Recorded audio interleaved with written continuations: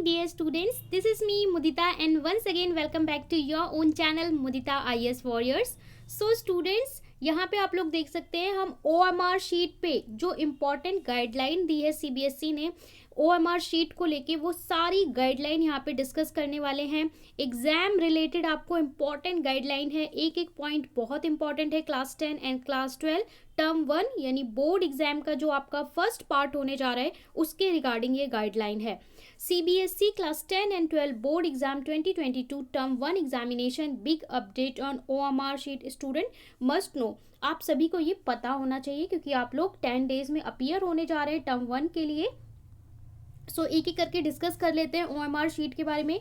सबसे पहले तो गाइज ये बताया गया है कि CBSE ने सैम्पल OMR शीट रिलीज की है। ठीक है, सैम्पल OMR शीट का मतलब क्या है कि सेम OMR शीट आपको एग्जाम में मिलने वाली है, उसका एक आप बोल सकते हो ब्लूप्रिंट रिलीज किया है।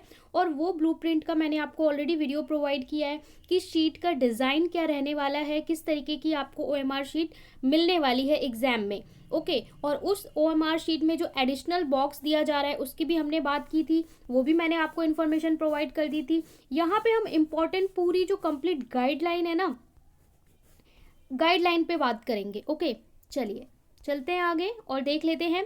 यहाँ से है हमारी सारी detail OMR sheet, candidate detail pre filled इन OMR शीट। तो सबसे पहले आपसे बोला गया है कि जो भी आपको क्लास 10 एंड 12 OMR शीट दी जाएगी वहाँ पे आपको जो OMR शीट है वो इस तरीके से होगी, दो पार्ट में। यहाँ पे है आपकी इंफॉर्मेशन, स्टूडेंट इंफॉर्मेशन यहाँ पे फिल करनी होगी और नीचे ये जो दिया होगा यहाँ पे आपको बबल्स दिए होंगे जहाँ पे आपको अपने क्वेश्चंस के आंसर करने होंगे। सो यहाँ पे candidate detail will be pre filled in the OMR sheet. Candidate को डिटेल फिल करनी होगी। Candidate will need to write question paper code in upper right corner in the space provide for the same. देखिए जो 12th के बच्चे हैं वो इस चीज़ को समझ जाएंगे क्योंकि वो पहले भी क्लास 10 का एग्जाम दिए होंगे, लेकिन जो हमारे क्लास 10 के बच्चे हैं उन्हें नहीं पता होगा। तो मैं आपको बता दूं, क्वेश्चन पेपर कोड जो आपको क्वेश्चन पेपर मिलेगा, क्वेश्चन पेपर कुछ पेजेस का होता है, उसमें भी सील लगी होती है और क्वेश्चन पेपर में भी कोड लिखा होता है। ठीक है, और क्वेश्चन पेपर का भी नंबर होता है, सेट होते हैं। लाइक 3 सेट है तो 3 क्वेश्चन पेपर होंगे, फर्स्ट रोल नंबर को सेट A मिलेगा। ठीक है, डिफरेंट सेट्स होते हैं, A सेट है, B सेट है, C सेट है। तो जो भी आपका सेट है क्वेश्चन पेपर का वो लिखना होता है। साथ में आपको क्वेश्चन पेपर पे एक कोड लिखा होता है 4 to 5 digit, something like 3 4 B AN ऐसे करके कुछ भी कोड हो सकता है। तो वो क्वेश्चन पेपर पे एक कोड लिखा होगा, वो पर्टिकुलर कोड आपको अपनी OMR शीट में फिल करना होगा, तभी आपकी OMR शीट इवेल्यूट होगी, चेक होगी। सो आपको बहुत केयरफुली वो कोड फिल करना होता है। हर बच्चे के क्वेश्चन पेपर पे वो कोड लिखा होता है और अगर किसी पे मिसप्रिंट या कोई गलती होती है तो पहले एग्जामिनर आपको बोलते हैं बच्चे कोड चेक करिए, कोई भी मिस्टेक है तो हमें बताइए, क्वेश्चन पेपर चेंज किया जाएगा। तो वो क्वेश्चन पेपर का हमेशा जब भी आपको क्वेश्चन पेपर मिले आपको कोड अच्छे से चेक करना है, सारी डिटेल प्रिंटिंग अच्छे से चेक करनी है पूरे क्वेश्चन पेपर की। और उस क्वेश्चन पेपर में कोई भी मिसप्रिंट, कोई भी पेज मिसिंग हो तो टीचर को तुरंत बताएं जिससे आपका पेपर चेंज किया जा सके। तो उस कोड को आपको OMR शीट में फिल करना होगा। कहाँ पे? राइट कॉर्नर पे। ये आपकी OMR शीट है। ठीक है, तो यहाँ पे आपको राइट कॉर्नर पे ऑप्शन दिया होगा जहाँ पे आप लोग इस चीज़ को कोड को फिल करोगे। Student will need to write in his her own hand in the space provide. जहाँ पे स्पेस प्रोवाइड है वहाँ अपने हाथों से लिखना होगा। I confirm that all particular given above are correct and sign in running hand। यहाँ पे एक इम्पॉर्टेंट इन्फॉर्मेशन है गाइज, इस चीज़ को ध्यान देखिए। आपको OMR शीट में कहा गया है कि आप जो ऊपर ये सारी डिटेल फिल कर रहे हो, इस डिटेल को फिल करने के बाद आपको एक लाइन होगा, वहाँ पे आपको स्पेस दिया होगा और वहाँ पे ये सेम लाइन आपको लिखनी होगी, I confirm that all particular given are correct. मैंने ऊपर जो इन्फॉर्मेशन भरी है वो सारी सही है। इसको आपको हैंड राइटिंग में लिखना होगा, एक लाइन स्पेस दिया होगा क्योंकि OMR शीट में कहीं पे भी बच्चे की हैंड राइटिंग तो दिखेगी नहीं, सब जगह उसे OMR शीट में फिल करना है, इन्फॉर्मेशन बबल फिल करने। तो आपको एक स्पेस दिया होगा, वहाँ पे आपको लिखना होगा इस तरीके से। लिखने का मतलब एज इट इज उतारना है, I confirm that all particular given are correct. मतलब मैंने जो इन्फॉर्मेशन भरी है इस लाइन को एज इट इज लिखना होगा और उसके नीचे अपने साइन करने होंगे। फॉर एग्जाम्पल आपका नाम प्रीति है तो आप इसके नीचे अपना रनिंग प्रीति इस तरीके से साइन करेंगे, जैसे भी आप साइन करते होंगे वैसे आप साइन करेंगे, मतलब इस पर्टिकुलर लाइन को आप लिखेंगे और उसके नीचे रनिंग हैंड में सिग्नेचर भी करेंगे। ठीक है, इससे क्लियर होगा कि स्टूडेंट ने ही अपनी हैंडराइटिंग में से फिल किया है। Student will have to use only blue black point pen for filling the desired information. ये बहुत इंपॉर्टेंट है, एग्जाम में बहुत सारे बच्चे अच्छी हैंडराइटिंग के लिए जेल पेन ले जाते हैं, तो जेल पेन स्ट्रिक्टली मना है, जेल पेन आपको नहीं लेके जाना। उसका रीजन होता है कि जेल पेन से इंक फैल जाती है, ओएमआर शीट पूरी खराब हो सकती है। आपको दो ही कलर का पेन लेना है, या तो आप ब्लू पेन लोगे या आप ब्लैक पेन लोगे, इसके अलावा और कोई कलर नहीं कि मैम रेड ले जा सकते हैं, ग्रीन ले जा सकते हैं, ऑरेंज ले जा सकते हैं, स्केच पेन ले जा सकते हैं, कुछ भी नहीं, स्ट्रिक्टली मना है। आपको केवल और केवल पेन लेना है ब्लू या ब्लैक, और बॉल पॉइंट पेन लेना है। अच्छे बॉल पॉइंट पेन लीजिए जिसको आप पहले 1-2 दिन पहले ही थोड़ा यूज कर लें, जिससे वो अच्छे से चल रहा हो। ऐसा कोई पेन ना लेके जाएं जिसकी इंक फैलती हो, जिसकी इंक बहुत ज़्यादा निकलती हो, ऐसा पेन बिल्कुल भी यूज़ नहीं करना है। इसके अलावा यहाँ पे लिखा हुआ है use of pencil is not allowed.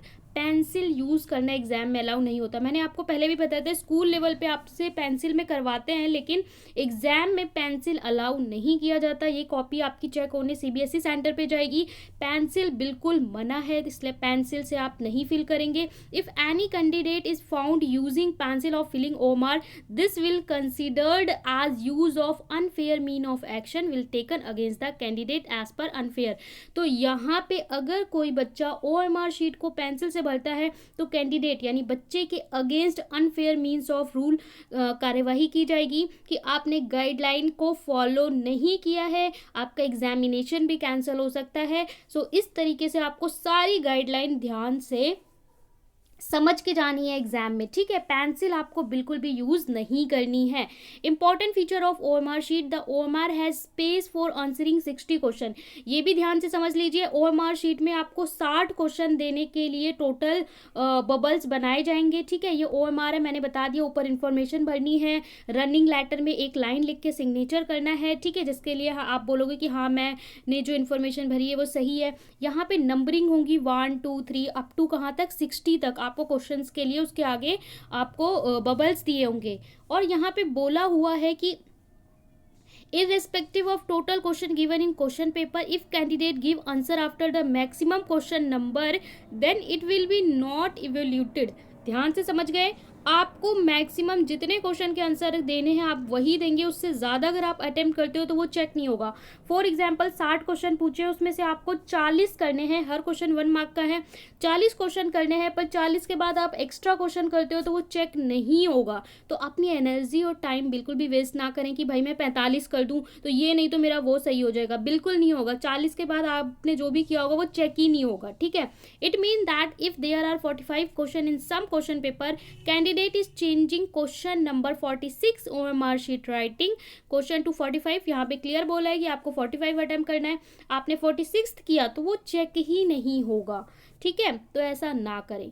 For giving a response of 4 circle ABCD are given in front of each question in a row. हर क्वेश्चन के सामने 4 ऑप्शन दिए होंगे ABCD, जो भी आपका आंसर होगा उस बबल को आप फिल करोगे। If a candidate use 4 circle, a box is given same row.